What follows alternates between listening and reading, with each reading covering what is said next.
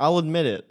I've gotten fat. It's finally time to come out of the walk-in closet I've been hiding in and can see that I've taken down one too many caniac combos and grocery store cake slices to be considered the ideal sexual prospect I once was. You can write your comments about how I'm not big in comparison to this person and that I look like a Greek statue of the ideal man with a micro penis. And while parts of that are true, the crude reality is that I'm saving for a new GoPro, so the budget to buy fresh slacks because my stomach is too fat is essentially zero. I know letting you in on this destroys the fable that I look like an NFL linebacker beneath these garments, but I think the trade-off of being able to complain to you about the cut is probably worth the daily bitching it saves my friends and family from enduring. So get ready, grab your bag of unsalted almonds that you can only have 3 of, and mentally brace for the sacred knowledge I'm about to deliver.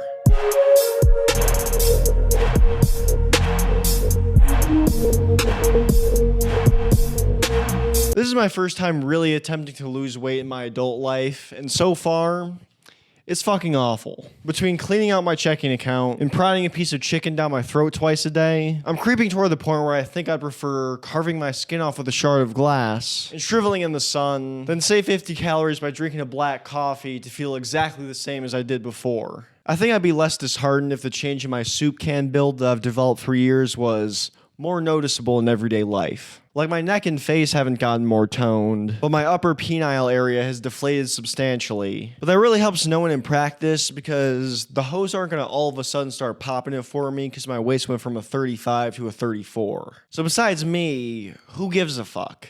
And I just can't shake the thought that this would be so much easier if I just got cancer. I spent enough time looking at little shit pieces of chicken and spinach to make me ponder how much faster I'd lose it on 2 weeks of heavy chemo. Say what you want about cancer, but if it could help me comfortably loop my belts into the third hole again, I think it's worth a try. At this point, my goals are pretty split between making my pants fit and hoping I'm lower on the food chain when the aliens come down and hive disintegrate everyone from the inside out. Despite my complaints, there are some benefits to being less fat and retarded. Like now I'm not pushing the swollen veins of my hemorrhoid back in before I sit down for work every day. Candidly, the diet might be worth it just to save me the anal probing alone. That is, if every time I did it, I didn't violently come. So if I were to give you any dieting advice, I would say, don't do it. I'm not going to stop, though. At least until I get to the weight of whatever those sunken, bow-legged 40-year-old white women addicted to CrossFit weigh. Like, I think I want to look like I was left on a rotisserie for too long, where it's just skin gripping the bone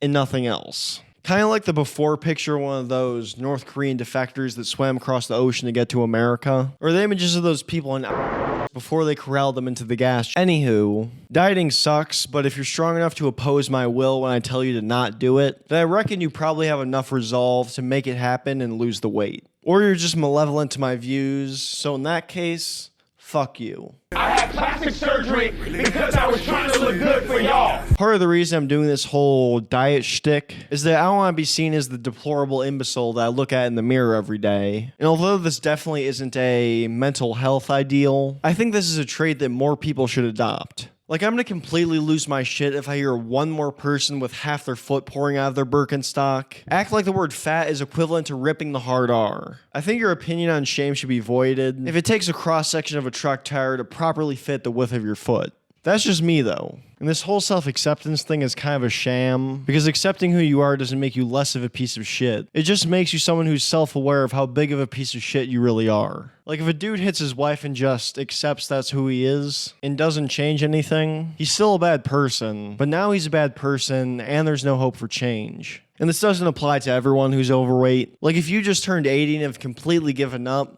I'm okay with that. But if you're a ripe individual and expect people to bend their feelings for your self-esteem, that's on you to make a change. Like, if static electricity could stop your heart, you're not worthy of self-acceptance. Hard tangent, but I had a teacher in high school like this who legitimately could have made millions bottling up her stench for tarot instead of teaching. Like, if it takes scraping half a stick of deodorant on every mud flap on your arm to stay fragrant, that should be a sign that something has to change. Anyway, I'd be lying if I said I wasn't legitimately worried about getting fat in the future, but realistically, I don't think I could ever get to that point without my parents sitting me down and telling me I'm the disappointment of their bloodline. In sum, if you go on a plane and your lat has to compete with the guy next to you for space, consider getting your ass on the treadmill before you can't walk anymore. I like to get a bunch of men together.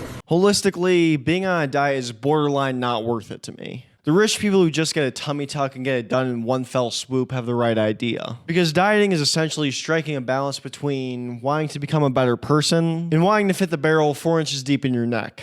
Unfortunately, becoming a better person narrowly wins out in this process. Because if you quit, you just suffered for nothing, so you might as well keep suffering to get to the finish. At the end of the day, it's a pretty straightforward exercise and discipline that makes you feel like absolute trash for 2 weeks, then becomes relatively bearable after the carbs and cat drain from your system. And despite my comments hating on fat acceptance, I don't think you owe it to anyone else to look better because you primarily owe it to yourself. I'm no David Goggins, but I think people should strive to be their best given their circumstances. So whatever your reason, whether it be to look less grotesque to your coworkers, destroy capitalism by not paying for new jeans, or simply reinstalling shame into your life, then just do it. The quality of your life is nearly all up to you. So whatever your goal is, take the time and get after it. So if you're rocking an enchilada gut while watching a Kohl's ad with 2 black women, where one gives a gift to the other and you're unsure of their relationship, put a lighter to the sky. If you think they're sisters but can't really tell because one of them has queer mannerisms and seems deaf or of some sort, put another lighter to the sky.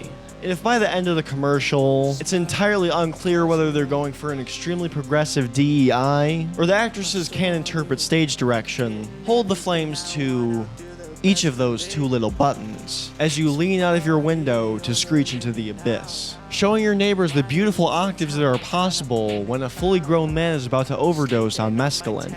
His last words, good night. Valentino boots, spend like 2K on some heels, making movies with your bitch, you can keep them fucking real. Balling out in Phoenix like my name was Bradley Beal. Pockets extra fat, cause you know I'm closing deals.